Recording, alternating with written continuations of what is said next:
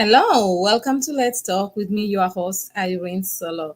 Today is Thursday, and as usual, on Thursdays, we normally have a guest. And today we have a beautiful soul, a beautiful personality, a woman of substance. And she's joining us today, and it's none other than Susan and Dora, a very beautiful soul. So I'm just gonna welcome her in so you can be able to see her. There was a time she was supposed to be with us, but she was not feeling well. So Susan, you are welcome. Thank you so much, and I believe you're going to be greatly blessed and greatly encouraged as you listen to Susan. Okay, Suzanne, as she's coming, please let me just tell you a little bit about her as they are bringing her in from the backstage, because I know that she's a beautiful soul. She's one person who's very warm. She's somebody who's gone through so much in life, but she's been standing the test of time. No matter the circumstances, she has stayed true to herself. So, as an adjunct professor, Suzanne Andorra Baron teaches yoga for stress management to high school and college students. As a yoga instructor and a certified Jin Shin Jutsu practitioner, I think I didn't pronounce it well, but she'll tell us better. Her goal is to offer her students, young and middle age alike, lifelong tools to find their way towards self-healing, strength, and an inner calm. Suzanne is the founder and president of the Christopher Baron Live Life Foundation that started in memory of her son, Christopher. So I don't know why she's taking long to come in, but they're working on that in the background. But then one thing you need to know is that Suzanne lost her son at a very young age. And she has been somebody who has really encouraged people through it all. She has stood the test of time. She's resiliently, even though sometimes, losing a loved one, you go through emotional turmoil and all that, but she's still been able to stand up and encourage other people. So I just want you to open up your heart as you're waiting to listen to her, to know that no matter the challenges that you are going through today, no matter the problems that you find yourself going through today, one thing you need to know is that if you are resilient enough, you will be able to get out stronger. No matter what you're going through today is a teaching. It's a process, a learning process for you. And as much as it's a learning process for you, it's a learning process for the people also around you. It's never too late. Don't ever look at yourself and think, oh no, why did I go through this? Why is it me? Why did I find myself in this situation? No, you should always know that the situation you found yourself in is an opportunity for growth. That's Matimba Power just with us there. He's going to bring in Suzanne so that we can be able to talk to Suzanne. Suzanne, thank you so much, and sorry for the delay. How are you doing? Thank you, Irene. So nice to see you. And thank you so much for having me as a guest. I really am excited to be here. Tell me something, Suzanne. I was just telling everybody of what you do, the yoga and all that. There's one that I could not be able to pronounce it. You'll be able to teach us. I know you are a teacher, so you can be able Jitsu. Please repeat it again. Jin Shin Jitsu. So the way I often describe it is Jin, think of the drink. Mm-hmm. Shin, think of your shin bone. Mm-hmm. And then Jitsu. And Jitsu shares its name with, Jiu-Jitsu, which is more of martial arts. Okay, Jin Shin Jitsu. I like that. It's like you are being poetic there. Jin Shin Jitsu. Yes. And Jitsu just means the art of. So art of, more martial arts. Mine is definitely, it's light touch healing. It is not martial arts. So what is Jin Shin Jitsu all about, really? What is it all about? It's literally, we can use, it's like acupuncture without the needles. So literally there's 52 places on our body and we can hold them to support ourselves emotionally and to release pain and discomfort.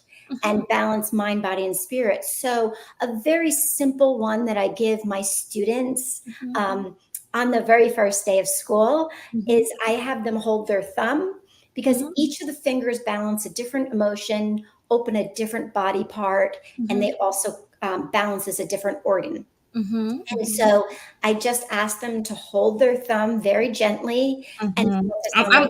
I'm holding mine. I'm holding mine. Now, don't squeeze. Most people squeeze, very Okay. gentle. Mm-hmm. I have them hold it. You don't want to hold it up here because you hike your shoulders up. That's the yoga teacher in me. If you Okay. hold it down in your lap. Then Okay. I have them close their eyes and focus on their breath, maybe 3, 4, 5 times. And I get the most fascinating. Yeah, give it a try. Let's try it with all the whole I'm, audience. I'm actually trying. Okay. Explain it. I just hold my thumb and then do I Hold breathe your in and breathe thumb. out? Mm-hmm. Yeah, close your eyes and Mm-hmm. just inhale through the nose. And then exhale through the nose if it's comfortable. If not, exhale through the mouth. And then inhale again and exhale. And we're just going to do it 3 times. Inhale and exhale. And then when you feel ready, letting your eyes float open. I think we lost you. I lost you. No, no, I'm here, but that's so relaxing. Isn't it so relaxing? Yeah. That's so relaxing. So the thumb calms worry. And it also Oh. helps with giving you more energy and it because it calms and balances spleen and stomach energy, and spleen energy gives us more energy as well as cleans the body, and stomach energy is digestion. Wow. Wow, that's interesting. It felt as if there was this heavy weight on my shoulder that just went down. Yes. So I've my students, now they're 18, 19 years old. These are the Yeah. college students. Mm-hmm. One had social anxiety. And so before he introduced himself, first, beginning of school in class, he would hold his thumb and breathe. Now he did it with his eyes open because he was in class. And he said by the time they got to him, he didn't have social anxiety anymore. He was ready to speak. Wow, that's interesting. Does it mean that when you hold your thumb, it's like all the anxiety or maybe all the stress, you push it towards your thumb or something like that? No, it's not like that at all. So we have it's literally helping to balance and bring mind, body, and spirit back into balance. And it's helping you to release it wherever you're holding it. So one thing I also do, and this isn't in Shinjitsu, this is more of my mindset work, is when you're feeling stressed, I ask you to close your eyes and notice where you feel it in the body, like where are you holding it in the body, and then breathe into that, but only focusing on the emotion, because if we keep focusing on the thoughts, well, we'll worry till the cows come home, right? Because those thoughts keep us going. Yeah. But it's really just helping to release emotional blockages that are stuck. Wow, that's interesting. There are a lot of things that we take for granted. We look at them, it's like we just take them for granted. And actually, by just doing that, holding my thumb and breathing in and out, I actually felt a little bit of relief and I actually felt a bit relaxed. So I wish many people can understand that. Hence, we are here for Susan to be able to explain all these things to you. So before we even go deeper, please tell us more. Who is Susan? Yes, who is Suzanne? Wow, we're so used to giving our titles, right? We Yeah. give our titles and all the things we do. Yeah. Who is Suzanne? Gosh, that's a big question. I'm a mom, a wife, a Christian, and I really, really love teaching. I'm a huge learner. I'm a lifelong learner. And when I learn something really powerful, I love sharing it with my students and my clients, because there's always room for growth. No matter our age, there's always an opportunity to learn. And I'm really passionate about how we can help ourselves simply by using what God gave us. Wow. Wow. Wow. I like that because God has given us a lot of things. For instance, you just gave me an example of holding my thumb. Yes. That's my, just from my hands. And then Yes. breathing in and breathing out. Many times I think we look for solutions everywhere else apart from inside, apart from ourselves. So what do Yes. you have to say concerning that? Because you teaching people to be able to appreciate what God has given to them, but then, and to use it. But then most of the time we really don't want to use what we have. We want to use everything else apart from what we have. So how can you advise somebody on that? I think what it is I think it's partially confidence, and I think it's a little bit of the ego. We think that everyone outside of us, Mm-hmm. knows better. So, like a book, oh, so and so published a book, they must know better. And what Mm-hmm. I often teach is we can learn so much from the outside, but the Mm-hmm. greatest wisdom comes within. I love that. The greatest lesson comes from within. I wish everybody can be able to learn that. And have you ever realized that if you work on yourself, you actually decide that let me change myself from within. You actually become a better version of yourself. Yes, yes. Mm-hmm. Earlier I was feeling a little anxious because I am working on a course and I'm Oh, seeking sorry. to upload it on a platform that I've never used. So I was feeling agitated, right? Yeah. And so I literally got a cup of tea and Mm-hmm. I sat down and I Mm-hmm. pulled out a gratitude journal. Wow. Okay. Please just And ignore that. My lighting just went out. it's okay, right? Yeah. Go with the flow, right? We are being authentic. So some of these things do happen. So we have to learn that.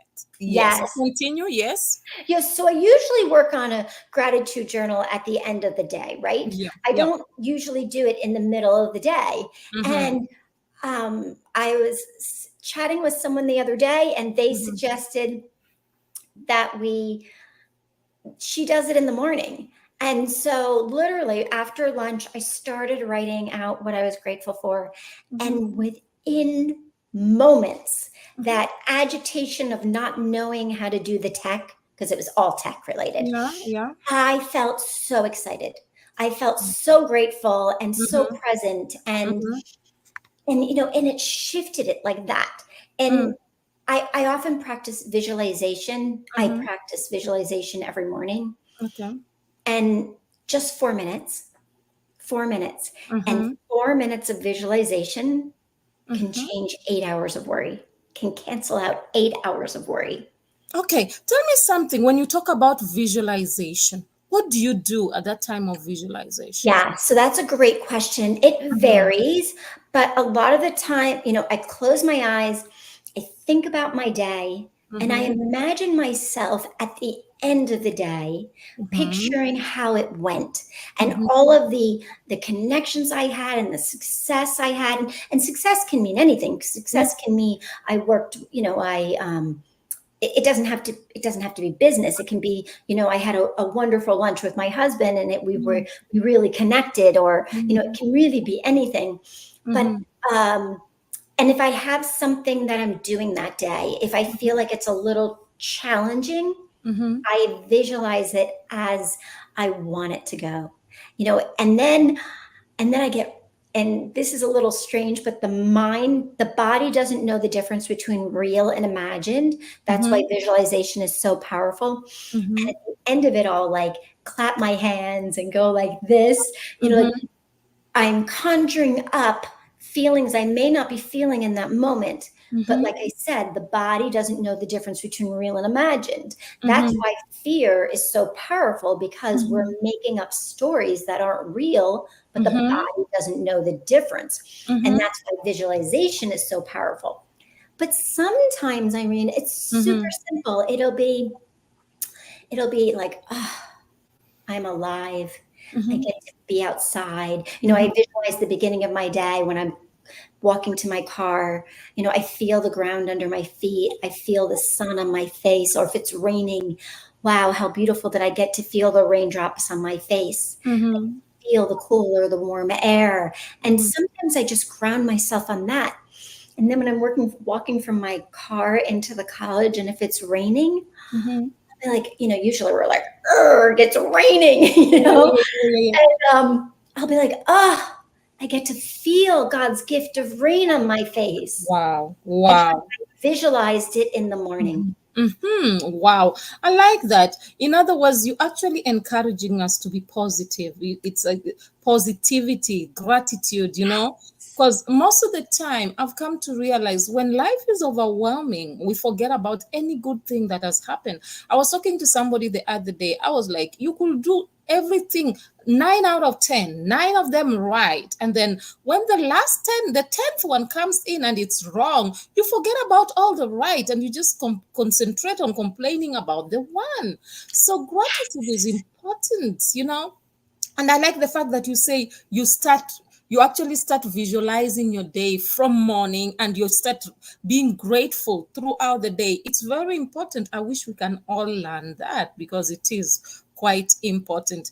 I have another question quickly. You said when you get to college and then now maybe if it's raining, you'll be thanking God for the gift of rain and all that. So what subjects do you teach Yes, as a I professor? teach Yeah. yoga for stress management, Mm-hmm. and so it's a community college near my house, Mm-hmm. and I have college students, of course, because it's a community college. Yeah. And then I also have 16-year-old students. I have juniors, so maybe 16, 17.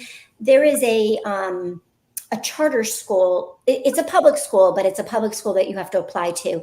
Yeah. Their school is on our campus. So Okay. for all of their physical education classes, they come up to the college. And junior year, they take weightlifting Mm-hmm. and yoga. Mm-hmm. So I teach yoga, Mm-hmm. and because it's a college class, Mm-hmm. I have to grade them. Like Okay. grading in yoga is unheard of, right? Yeah. So I I bring life lessons in. So they have to keep a gratitude journal for maybe a week or two, and then they have to answer 4 questions. And Okay. it's all reflection. Okay. They have to do a mindfulness assignment Mm-hmm. where they have to single task one activity for a week. Mm-hmm. And it's crazy. My children are older than these kids, right? So I sometimes they just kind of blow me away, the things they multitask, like, doing Netflix, doing their homework in front of Netflix. And so that one week, they'll Mm-hmm. just focus on their homework, and they'll come and they'll say, wow, I did so well in school when I didn't have Netflix on in the background. Yeah. Yeah. Yeah. So it's things like that. I always have, in the gratitude journal, it's like you said, 10 things, 9 things can go right, and the 10th thing is bad. And then we get stuck in complaining. And Yeah. it's so amazing when these students, and they're only writing down 3 to 5 things each day, Mm-hmm. I ask them to try to make it different rather than doing the same thing. Okay. And at the end of it, they're shocked by how much happier they are. They see so much more, simple things, like simple teenage things. I remember one boy one year said he used to feel so sad when he didn't get to see his girlfriend, but Mm-hmm. after doing the gratitude journal, he saw there was so many other beautiful things in his life, and it was okay on days he didn't see her. Mm-hmm. So they really bring it down to their lives, but they find it's so, like the end of school, they're like, wow, I thought your assignment was really dumb in the beginning. I thought it was a waste of time, but I didn't Mm-hmm. realize like how lucky I am. That's usually what they say. Wow. Okay. So when you tell them to write 4 things, those 4 things are things that you don't give specific things. You just tell them, just write something that you did differently. Or So no, I say, just write down things that you're grateful for, 3 to 5 things each Mhm. day. And then I give examples. It could be a hot shower. It could be the Mhm. sunshine. It could be seeing a friend. It could be a warm cup of tea. And I say Mm. sunshine, shower, and warm cup of tea because I want it to be like, I don't want them to have to think it's something huge, right? Yeah. It's simple. A lot of them will say my cozy bed, the fact that I get to go to a school, this special school. So Yeah. That's interesting. It's just showing you how much we need to be grateful for everything. You know, there is a song that says, "Count your blessings, name them one by one, and it will surprise you what the Lord has done." If you can just start looking at every small thing around you, the gift of life, the gift of trees, the wind, the family you have, the friends, the fact that you can eat, the fact that you can walk, the fact that you can even talk. I remember one time when I was actually, this is an example. I haven't given it to anybody, but actually, when my husband was sick, there was a time that his vocal cords completely, I don't know whether they cut off or something like that. If he was talking, you could not hear him well, and they were shaking. So it made me realize, because this is somebody who had such a beautiful voice, is somebody who had a commanding voice. So it made me realize, every time I sit down, I'm like, imagine if somebody had such a beautiful and commanding voice, and they got to a point where they could not really be able to talk that well. We need to be grateful for the simple things that we can be able to talk, for the simple things that we can be able to smile, for the simple things that we can be able to even eat. I remember the time that he could not even be able to walk because he kept on saying his feet are painful and things like that. I've learned to be grateful for the fact that I can get up and walk. And you know, sometimes I see many people that sometimes are very sick, they cannot even get out of bed, and here we are, we can be able to get up, move around, but yet we complain. So I Yes. always tell people, good to be grateful for the little things. Yes, you wanted to say something. Yes, no, I agree 100% with you. I think we forget that we have clean water, and we forget that we sleep in a, we have air conditioning. Well, Mm-hmm. maybe I was just at my son's apartment in Seattle, and he didn't have air conditioning during the heat wave. But, like Mm-hmm. we can, like you said, we can speak, we can move, we can. Mm-hmm. But we forget. And I think the thing is it's okay to forget sometimes, because we're human. And I Yeah. think we expect to be superhuman, and then we don't want to we don't want to be hard on ourselves, because we're Yeah. so hard on ourselves already. We Mm-hmm. don't want to beat ourselves up that we forget. Mm-hmm. It's Mm-hmm. just, if we have these small practices and we make them part of our day.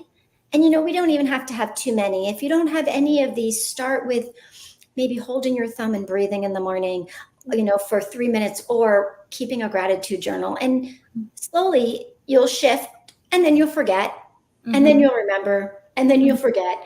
Mm-hmm. So what you're saying is, because I've seen people that sometimes you talk to, and then they do something, maybe they are not consistent, and then they start blaming themselves, condemning themselves, that I've been trying, but I keep failing. So people like that, you literally encouraging them that, no, you keep on doing it, no matter how many times you fall, keep getting up. Is that what you're telling them? Yes, yes. And I have to say, I've been doing these practices. So, for example, the gratitude journal, now this is so powerful. Mm-hmm. Since I was just away, I did it some of the nights, but not all of them. And I Mm-hmm. came home, and I kind of, even though I've been doing it for 3 years, I Mm-hmm. fell out of the practice, right? Mm-hmm. And so I literally I didn't do it for maybe a week, right? And I Mm-hmm. just restarted it today. And Mm-hmm. you don't realize that when you Mm-hmm. keep a gratitude journal, you are Mm-hmm. happier. And I have felt more agitated these last few days, and I Mm-hmm. almost couldn't figure it out. But I do think it's the simple practice of writing down what you're grateful for, Wow. and but, like, yeah, sometimes.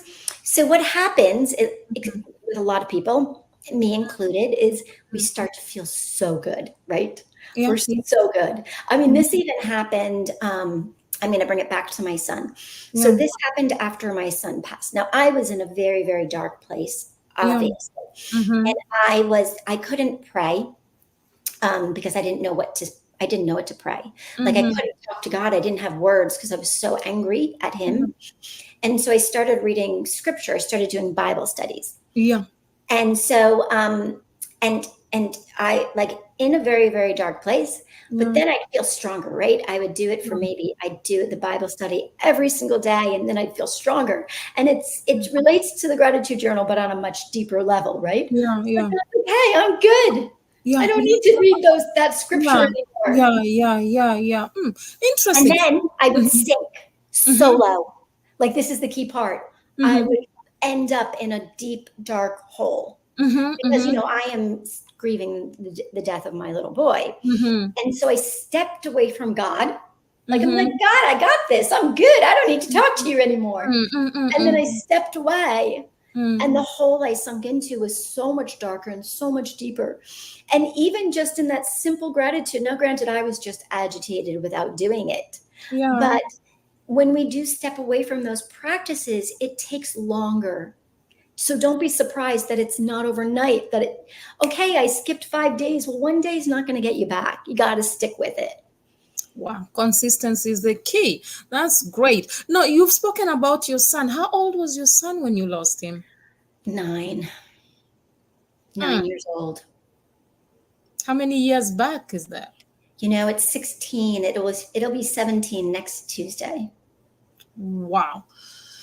Many times people fail to understand that when you're out there talking to people, it's not because you think you're better, but most of the time it's because you've gone through a particular challenge and you have realized that you cannot be able to overcome it alone, and that you needed people around you to help you through it. So tell me, how did you overcome this, and how are you overcoming it? Because I know this is not an overnight thing, and many people tell you time heals all wounds. Tell me, what do you have to say about that? Time does not heal all wounds. I think it starts with, you have to want to get better, and it Okay. won't be immediate. Like in the beginning, I didn't want to get better. I didn't want anything. I was very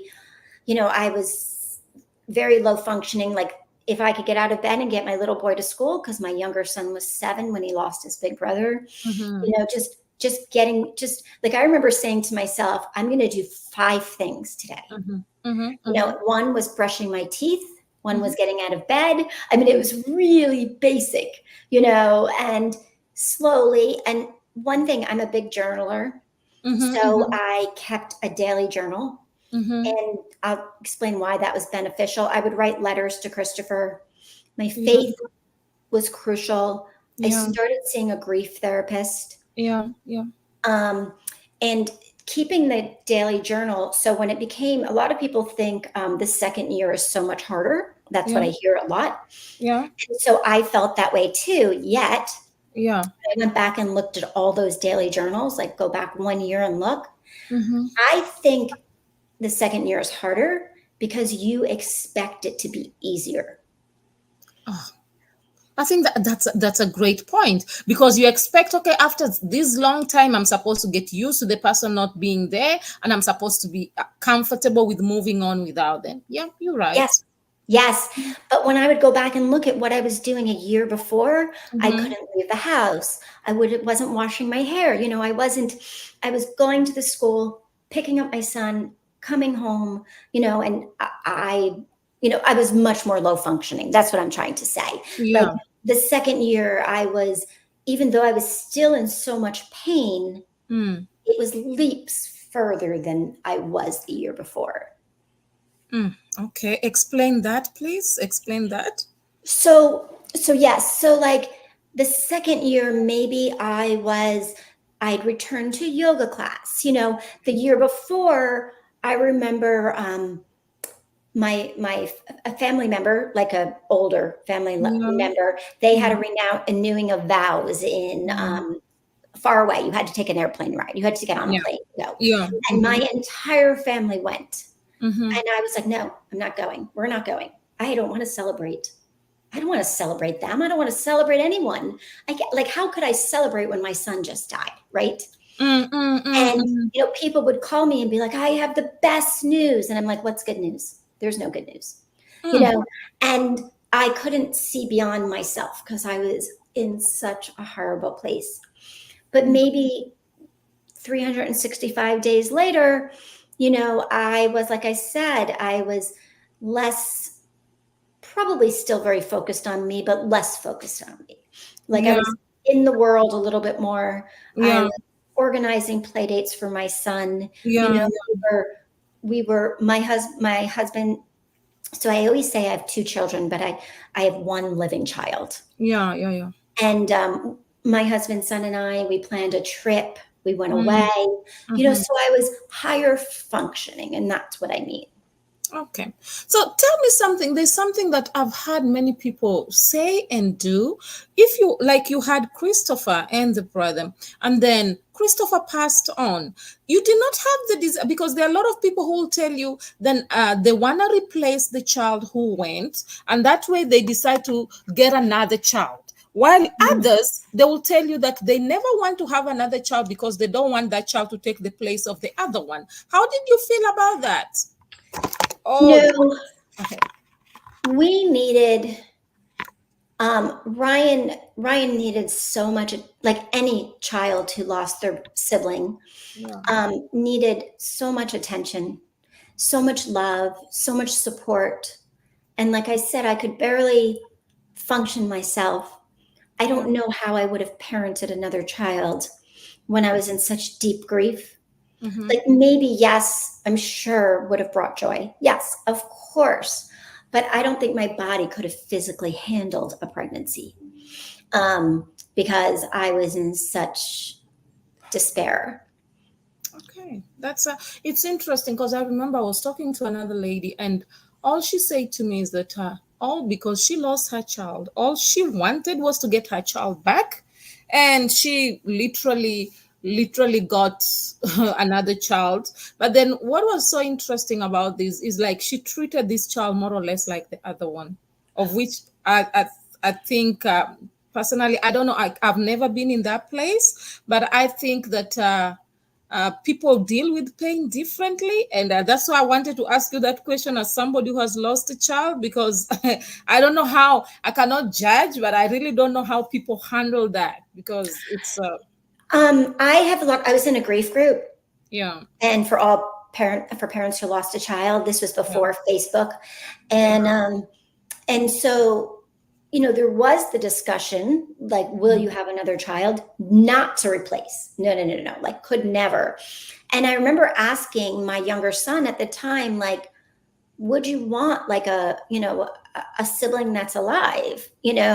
And so smart, so wise at 7 years old. He's like, no, mommy, you can't replace Christopher, so don't try. wow, okay, okay, And okay, that's not to fault. Like, I know women in this group, and they adopted children. It was never to replace their child mm, that passed. They celebrate their child still, as we do.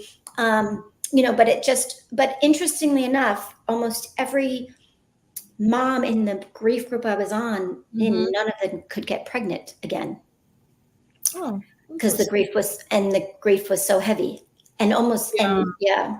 Yeah. So it's actually the main thing that you're actually encouraging people is that you need to be willing to grieve, be willing to mourn your child, and don't feel guilty about it.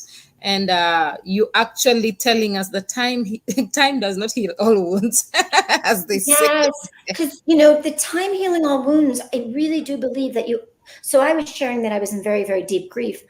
but we got to a point, my husband and I equally, that we decided that it would be really terrible if our younger son had a horrible life because his parents couldn't pull it together. And that was the thing that, so we decided we would give Ryan, our younger son, a good life. And Mm-hmm. yes, it took a lot of, stretching. There was no comfort zone. So we were in a, unknown zone. Mm-hmm. That was what shifted, because I have, like I said, in this grief group, there were women who they couldn't, they just couldn't. And it really was hard on the younger sibling. Or excuse me, I shouldn't say younger sibling, Yeah. on the remaining siblings. Yeah. Yeah. Yeah. Um, in some ways we were fortunate in Mm-hmm. that.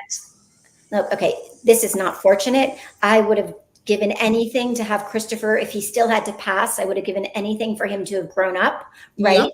Yeah. But the fact that I had a 7-year-old, Mm-hmm. I had to get out of bed. I had to take him to school. I had Mm-hmm. to pick him up. I would drop him off at school, come home and cry all day long. But I still had to parent another child. We had to parent another child. And we would do things like, we did, I remember the two of us were sitting on the couch one time and we would make up, like I was always looking for outlets for him to grieve, for Yeah. him to verbalize. Oh, okay. So, in other words, it really takes a conscious decision for somebody to get out, to be able to walk through the challenges and the pain. It literally takes you deciding to work on you, Yes. because I've seen many people, they have a tendency of waiting for everybody to help them out, everybody to do things for them. And based on what you're saying, you're actually making me understand that if you don't decide to work on you, nobody can be able to get through to you. So you and your husband just decided, to know what, we have to give Ryan a better life. We cannot rob Ryan having good parents just because Christopher is gone.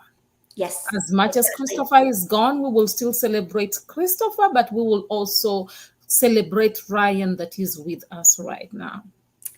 You know, do we still have time? Yes, we do. Okay. We do. Okay. So it was about 2 weeks after Christopher passed, and I was sleeping. Ryan and I were sleeping in Christopher's bed because we Yeah. just needed to be as close to Christopher as we could, Yeah. And so I woke up. I needed to get out of bed quickly because I knew I was going to fall apart, and I tried not to do it in front of my younger son, but I always did. You're human, right? And Yeah. so I went downstairs and I was sobbing and I was writing a letter to Christopher saying how much I missed him. I was typing it, and he said to me, he spoke to me via my typewritten words, and he said, "Mom, I'm no longer your responsibility. Ryan is." And I have to tell you, like, if there's any naysayers, I would have never believed that in a million years. Those would never be my words because I still believed he was my responsibility, And yeah. But you see, that's the thing that I love about life, and God being our creator. He speaks to you through different things, through different means. It may sound unbelievable, as you say, you will never have believed that. It may sound unbelievable, but think of it, it brought healing to you. Yes. Yes. It brought healing. Right then I couldn't listen to it. I was like, no, like I wouldn't accept it. Yeah. But yes, it brought a lot of healing to me. And Christopher sent me a lot of signs, and a lot of dreams. We were very, very close, and energetically, I'm very connected. Not just with Jin Jitsu, just I feel things very deeply. So, but he came to me in a dream maybe a month or two after, and told me he was okay. That's great. I love how God consoles his people through different ways, and that was a way that you could be able to understand him, and he used that. So tell me something, through all these roller coaster, before we even continue, what sickness was Christopher suffering from? Yeah, so Christopher had leukemia. Leukemia. And he first got sick when he was 3. And then he got into remission after 28 days. And so he was in remission from 3 until 8. So from 3 years till 8 years, you had to deal with this. So he was in remission. No, he was, they don't call it cured, but he had no known cancer in his body. And he was okay, completely. He was okay. He was on chemo because chemo is 2.5 years. Yeah. But life was okay. He was on chemo, but little kids handle chemo very differently than adults. Yeah. I didn't know that. I remember saying to his doctor, like, he has so much energy. Like, he doesn't get sick. Like, what's going on? And they're like, they're children. Children are different. So, he was in school. We were skiing. He was playing sports. Life was, and that's why I call my podcast Finding Joy in the Hard, because yesterday I was on a call and they asked, who is the most influential person in your life? And I was debating between both of my children, right? Yes. And I ended up going with Christopher because when he was on treatment, but leukemia free, I had to learn how to find joy in the hard. You know, he was still getting treatment, but I decided that we would do one fun thing a day. Wow. No matter what. And so then I put the focus on fun versus treatment and errands. And the other thing I started when he was 3 was a gratitude journal. Okay. Okay. Yes, you can And continue. so what I was going to say, and I think that constantly looking for the positive, constantly looking, because this is how I feel. My older son would be close to 6 when he finished treatment, and Ryan was a baby. He was a year around and a half. 4. Yeah. So Oh, he'd be okay. close to 3. Mm-hmm. And I felt like my husband and I held their childhood in our hands. Because most kids beat leukemia, right? So it was expected that he would grow up to be, no problems, right? Yeah, yeah. So I felt like we held their childhood in our hands, and we could spoil them by just giving them everything, no discipline. And so we made an effort to just live life normally. Oh, that's great. That's great. I was just reading something right now about leukemia. If anybody is listening and they don't know, leukemia is a type of cancer that affects the blood and bone marrow. The exact cause of leukemia is not fully understood, but several factors are believed to contribute to its development. One of them is genetic mutations. Another one is radiation exposure. Another one is chemical exposure. Another one is previous cancer treatment. Another one is genetic disorders. Another one is family history. Another one is smoking, viral infections, and many. It continues to give different examples but they say these are some of the things that can actually lead to it or contribute to it, but they don't really know exactly what is the cause. And some people literally, they don't know completely what is the cause. And it's a sad thing to imagine that a small child can go through that. And when you hear the story of Christopher, he was I never met him, but he was such a resilient and positive young boy. Most of these things, when you listen, I wanted Suzanne to talk about this for you to know that despite all these things that she has gone through, she has decided to stand up and do something positive. Hence, this brings me to the next question. In all these things you're going through, because now having lost your own child, there are people who give up because after I've lost my child, and why should I care about other people's kids? Why did you decide to be a teacher? Why did you choose teaching? Because in teaching, you're going to meet a lot of Christophers. You're going to see kids that will remind you of Christopher. Why did you choose teaching? I love children. I love children. I just flew back from Seattle, and there was a little 8-year-old sitting in the seat next to me. His mom was on the aisle. And I remember thinking, God gave me that gift to spend 5 hours with an 8-year-old because, Christopher relapsed with leukemia when he was 8. But I just love kids. I feel like there's so much opportunity for them to grow and to learn. And they're so wise, and they say, especially little kids, they're so honest, and there's so much wisdom that they share with us. We think because they're little, we often think, oh, they're little, they don't know as much. They know so much more than we know.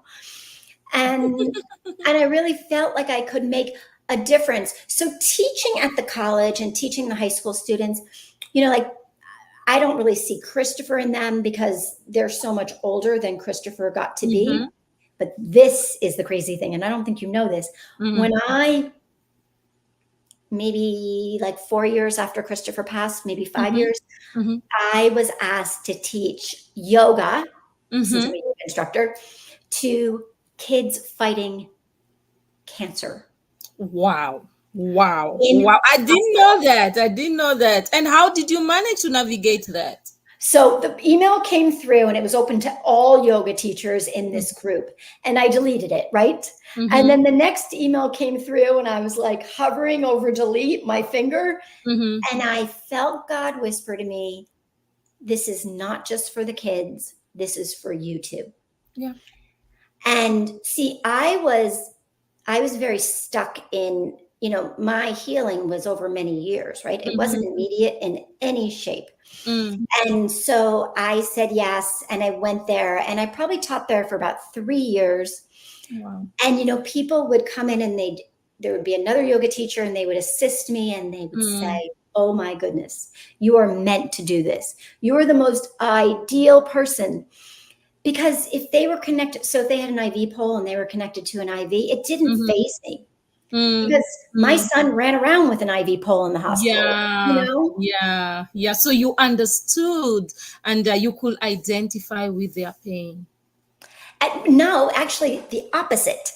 I could see them as children and allow them to be children without being, patients. Okay. So I we would play duck duck goose, and they were connected to IVs, and I didn't. And then get this, this is really crazy. So I wrote a blog post, Finding God at the Inspection Station, because I was going to quit. 1 month into it, I was going to quit. I worked with a child that reminded me of my son, very full face from all the steroids. I was going to go home and write a note to the nurse, like, can't do it, bit off more than I could chew. But I had to go to the inspection station to renew the registration on my minivan. Yeah. And so I get there, and you pull your car up and you get out and you wait online. But that day, the woman said to me, climb over the console and sit in the passenger seat. And I was like, what? Nobody does this. Yeah. But anyway, a guy gets in and he sits down and he says, you must have done something really good today. And I was too tired. I wasn't going to tell him where I came from. Yeah. So he drives ahead, and he turns to me again and says, you must have done something really good today. And I just decided to tell him, I'm like, yeah, I just came from teaching yoga to kids fighting cancer. And he got really quiet, and he's like, how do you do that? And I said, well, I know what they're going through, and I want them to be able to be kids. But then he asked me questions like, have you ever seen a child die? Yeah. But the thing is that, like, I won't go through the whole story, but he asked me a series of questions, and I was explaining to him why I was doing it. And it convinced me that I wasn't ready to quit yet. Wow. Do you see? Wow, our time is far much spent. I'm enjoying this. Please tell me, okay, in a few minutes or few seconds, if you can, you started a foundation, and why did you start it? Christopher loved to create comics, and he sold them on the front lawn, and I couldn't do anything in the cancer realm after he passed, but I really wanted to do something in his honor memory. And so we created a foundation where we go into underserved schools. We bring professional comic book writers and authors and illustrators, and they teach the kids how to create their own original comics like the professionals. The kids get to explore the power of their imagination. Wow. Wow. I love this. Please tell me, I know our time is almost gone, but how can people contact you? Yes, they can reach out to me. They can, it's Suzanne Andorra Barron at Instagram. They can also reach out to me at hello@suzanneabarron.com. That's my email. And I didn't share with you, but I have a newsletter that I send out every Sunday. It's partially mindset shifts. Like last Sunday was, did you get to choose your own clothes today? Right? We don't even realize how simple all the gifts we have, but I share a different Jin Jitsu healing tip in every newsletter. Wow. Okay. That's great. I hope everybody can be able to reach out, because you are a beautiful soul, and some of these things, some of these nuggets that you're throwing out there, they can be able to help a lot of people. A lot of people are going through so much pain, so much heartaches. And what's the name of the foundation, by the way? The Christopher Barron Live Life Foundation. Christopher Barron. And I'll share with you, if you want, we were on NBC Nightly News recently. Wow. Okay. So please, guys, reach out to, our time is gone, but please, Suzanne, you have to come and join us again, because I still have a lot of questions I didn't ask you. That's wonderful. I would love to come back. Thank you, Irene. I would love you to come back. Our time is gone. But sincerely, guys, please reach out to Suzanne. She's gone through so much pain. I love her spirit. I love her resilience.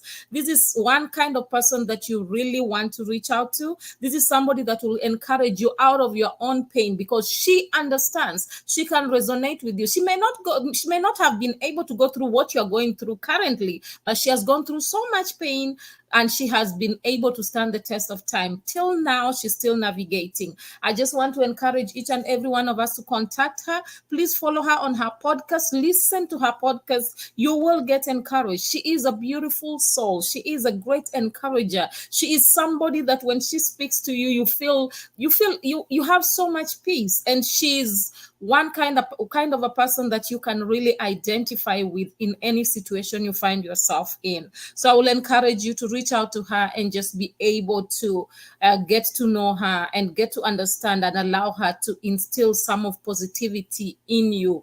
Please make sure you have yourself a journal, a gratitude journal. Make it a habit because she has told us all that. Beloved, you will be able to go far and your life will never remain the same. Our time is far much spent. Unfortunately, we have to end today, but I'm just going to ask you, please reach out to us. Don't fail to subscribe. Don't fail to speak to us. Send a message. Tell us where you're watching from. We apologize for some of the things that happened with the lighting today. Remember, we are authentic people. We are not perfect. So that's one of the things that will happen. But I hope it will not happen again. Otherwise, we love you so much and we encourage you to be the best that God has ever made because you are special and unique. Hence, I always say you are meant to be authentic and not flawless. Or rather, you are meant to be real and not perfect. I love you so much and God loves you the most. Bye for now.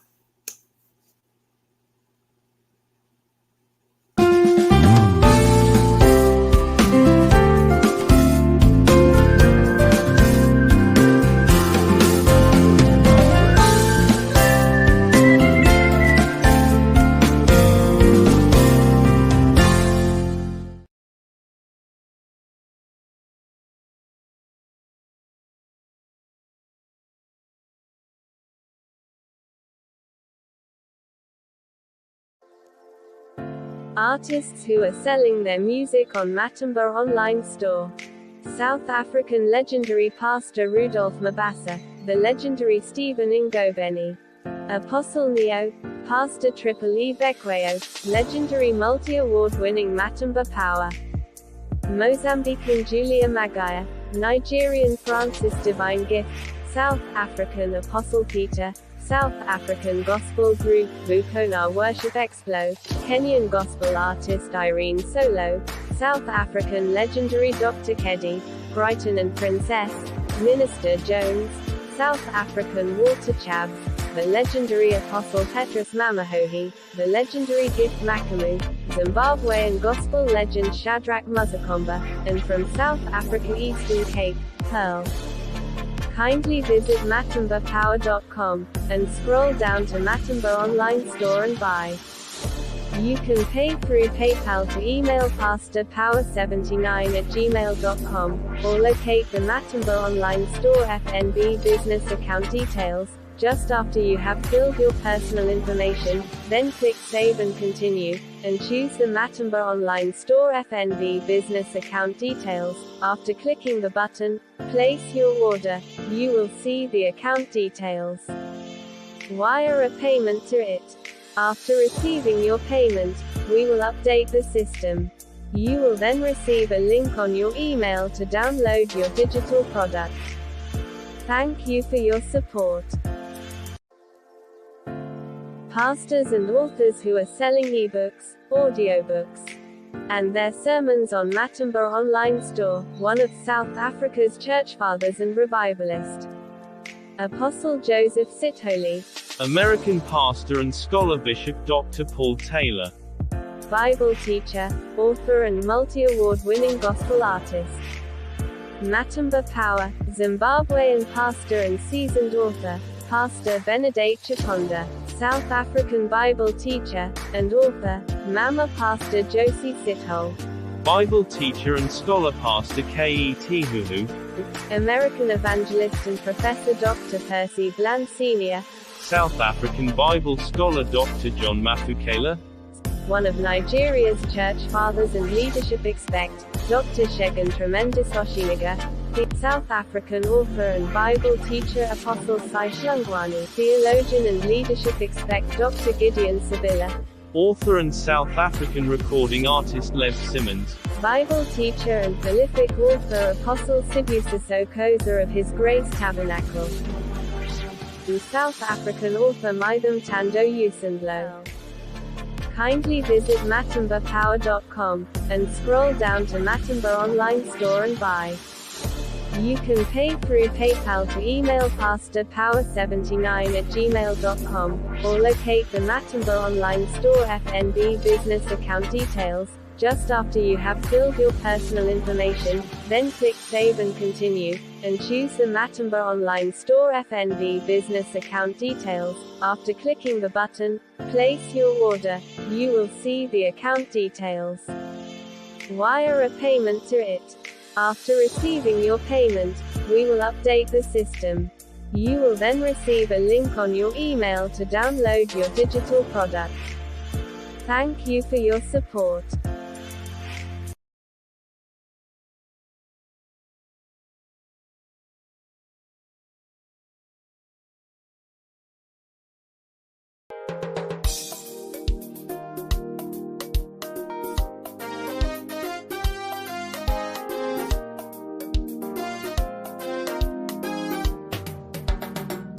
Nobody can stop me. Nobody can stop me. Nobody can stop me when the time is right. Nobody can stop me. Nobody can stop me. Nobody can stop me when the time is right. The man in the pool of Bethsaida has been there for 38 years, but when Jesus stepped in, he received his miracle.